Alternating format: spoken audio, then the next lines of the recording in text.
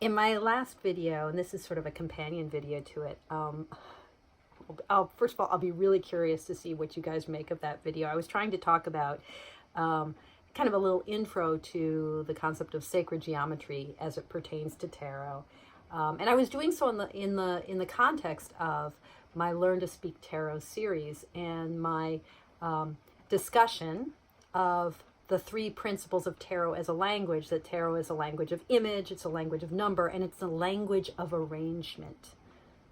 We might say a language of geometry. So, you know, if we have, whether we have a deck that's scenic, like Pixies, like the Waite Smith, or a deck that is really abstract, like a historical Marseille, Tarot de Marseille style, composition, how the parts, the illustrated parts of the card are displayed in this rectangular format of the card, that's something that we can and should and in fact must interpret. Tarot is a language of geometry, of arrangement, of composition. So, I was talking in my last video about this in terms of the golden ratio. And the golden ratio, I mean, you know, I am no mathematician, in case that wasn't obvious from my last video. But I do actually kind of love math. And the thing about the golden ratio is it's looking at the relationship, which is just another way to say the ratio of two parts of a line segment, the shorter part and the longer part. And the golden ratio is the precise relationship where we figure out the segment's length such that when you divide the longer segment, its length, by the shorter segment, you get the same number as when you add up both the longer and the shorter segment and then divide that number by the length of the longer segment. So I'll plop in a little illustration, not my whiteboard, but something from the internets here so you can see what I'm talking about.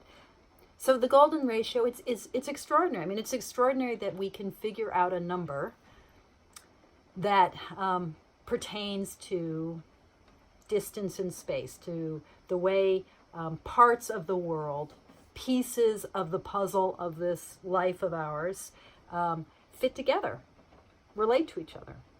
And that number would have a way for us to talk about not just how this part relates to this part, but how the two come together as a whole, how the whole relates to the parts, how the parts relate to the whole, how in fact this world of ours provides a sense of unity.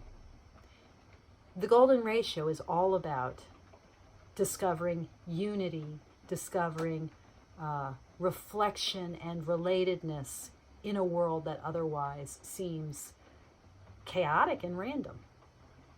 Okay, so I wanted to give this companion video to talk a little bit about my latest obsession and to try to share that with you.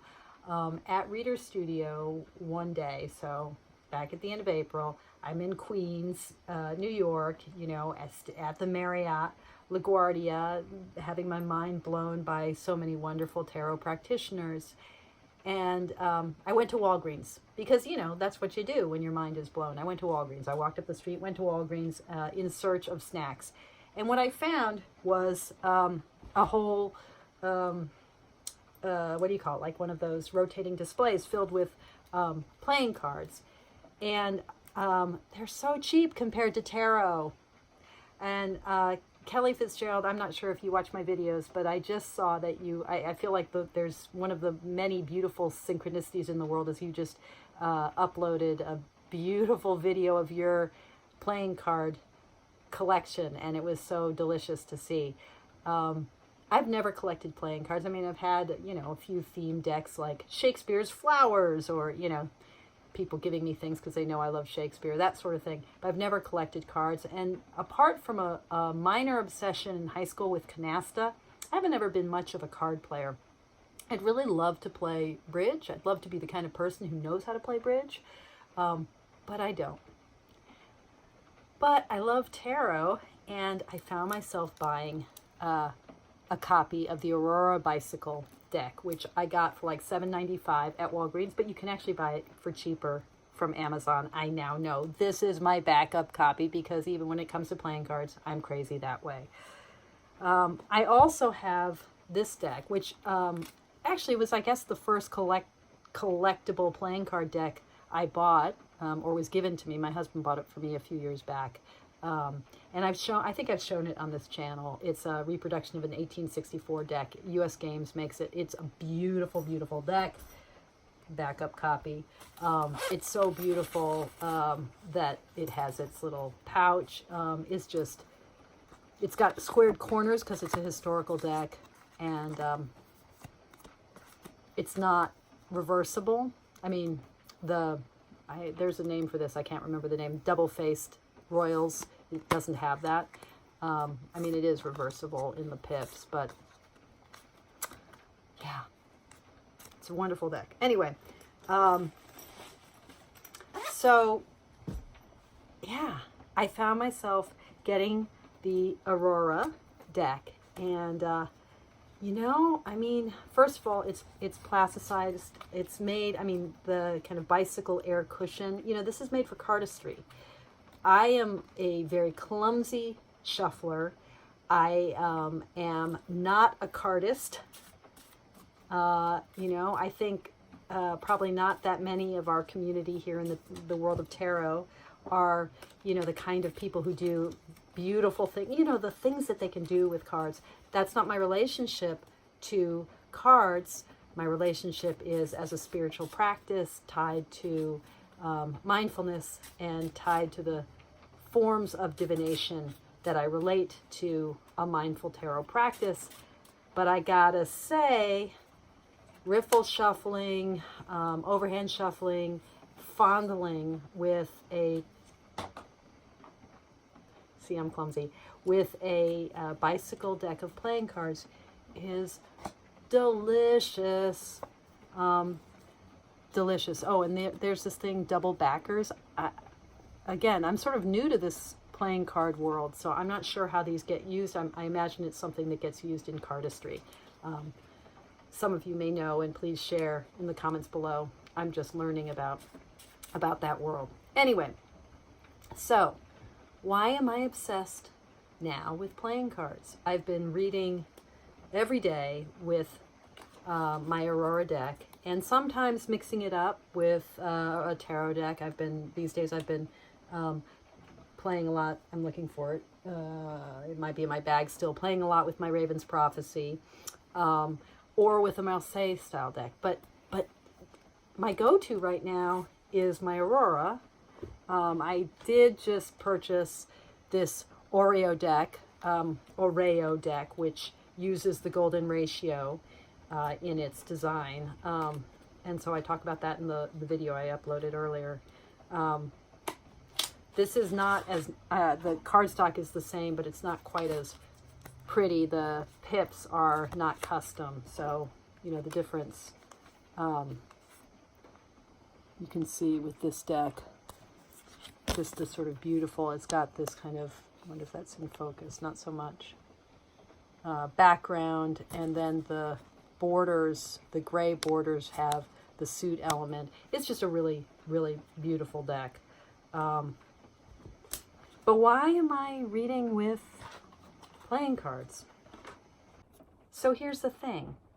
When we say that tarot is a language of image, of number, of arrangement, or what I was also calling in my last video, geometry, when we talk about that in a deck that has scenic pips, a deck like the Waite Smith or even the Crowley Harris deck, but the kind of tarot that most of us have grown up reading, there's so much information conveyed in the imagery that a lot of the work of reading is given to us pre-digested in story, right? This is not a bad thing. This is an amazing thing. There's a wealth of information, but we have story. We don't have clear story maybe, Although many decks within the tarot lineages, many contemporary decks do bring to us full story. So if you take a deck like the Mythic Tarot, or a deck like any number of the fairy tale tarots that exist out there, each image is building on a very well elaborated narrative. But a card like the Eight of Cups, or the Eight of Discs, or the Eight of Swords, or even the more enigmatic Eight of Wands, these are cards that are conveying the meaning of the card as a whole through narrative. So image is incredibly information rich. And then number is present too. And of course, arrangement is present. You know, it says something to see these, to see the cups stacked the way they are. It says something to have the figure in the middle ground, back turned toward us. Those are all issues of spatial relationships. It says something to have in many of the pentacles we see more abstract positioning of the suit elements. It says something to have these up in a line like that. And of course, it says something to have the wands hurtling through air, to have the swords forming this kind of palisade. Palisade, is that the word? Balustrade? I always get those words confused. This kind of fencing. So, you know, arrangement is important too. But image says so much. And so for a lot of us, when we turn to work with a, you know, historical deck like the Marseille, where there are illustrations, there flourishes, you know, there's image here. The suit elements themselves are the predominant or the most prominent image element in the cards. But notice how stripped down it is. We don't have narrative. So we have image without narrative. And that's really the difference between what we call a scenic pip. It has scenes, you know, important to remember, right? Natalie was talking about this on her channel, Nat TJ. Important to remember, like Pixie was, you know, worked in theater. Her illustration was tied to set design, you know. She knows stuff about creating a story. Image here has no relationship to narrative. So instead, we have other kinds of information conveyed by the arrangement and by the number. So, you know, the X's and O's, actually, it looks like X and O on here. Let's make it look that way for you because I'm looking at a mirror image. X's and O's of the batons versus the swords, the roundness of the round suits, right?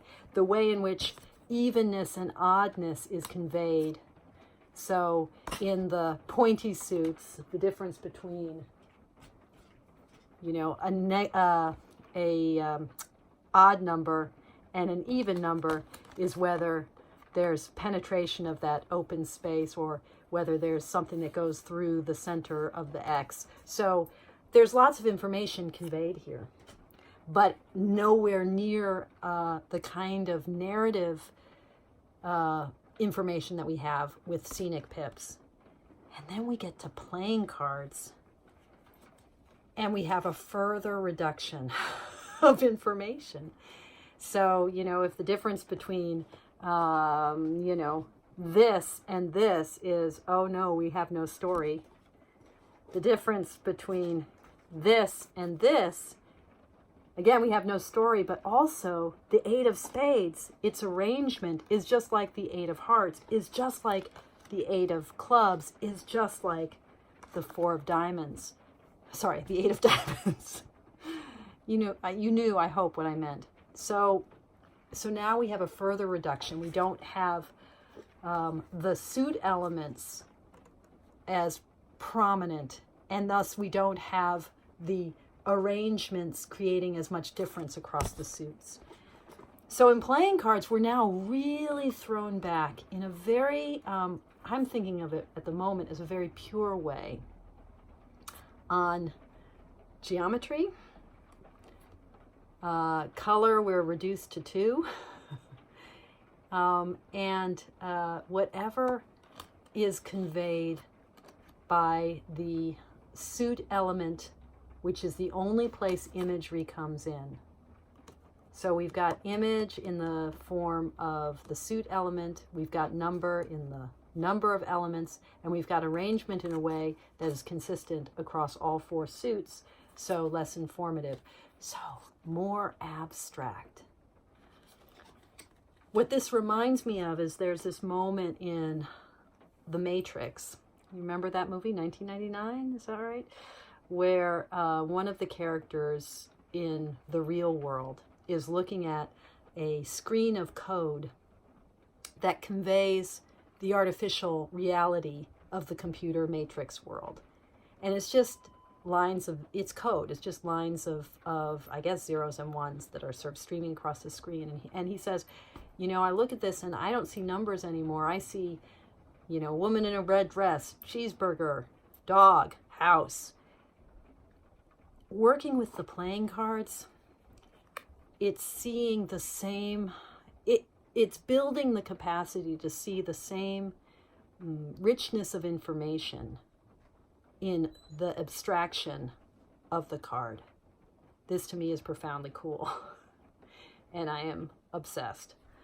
I'll say more in another video about how I've been reading these cards and how it relates to my strong belief, fundamental principle in learning to speak tarot, that there is only one tarot, and knowing the history of playing cards, that the modern deck of 52 cards is the origin of the 4 minor arcana of the tarot. There's only one tarot. Playing cards are a lineage of tarot. Waite Smith is a lineage of tarot. Crowley Harris is a lineage of tarot. The Marseille is a lineage of tarot. These are all different lineages of one common ancestor. That moment when the Mamluk 4-suit deck comes together with the Italian allegorical 22 card trumps. There's only one tarot. And so when I talk in a further video, or videos, God help us, about how I've been working with playing cards, what you'll notice is I'm not doing cartomancy in the normal style. I'm really thinking about everything I know, for instance, about the eights, the eights, the eights. These are all part of the same stream of tarot. Okay, that's all for now. Thank you so much for watching. Eager to hear what you think about all of this madness. Okay. And by the way, if you hear that pattering, it's raining and that's on the roof. I don't know if it's coming across in this video, but our brief moments of sun in Eugene, Oregon have seemed to disappear. Liquid sunshine, that's what we got now. Okay, thank you all so much for your practice. Thank you for watching.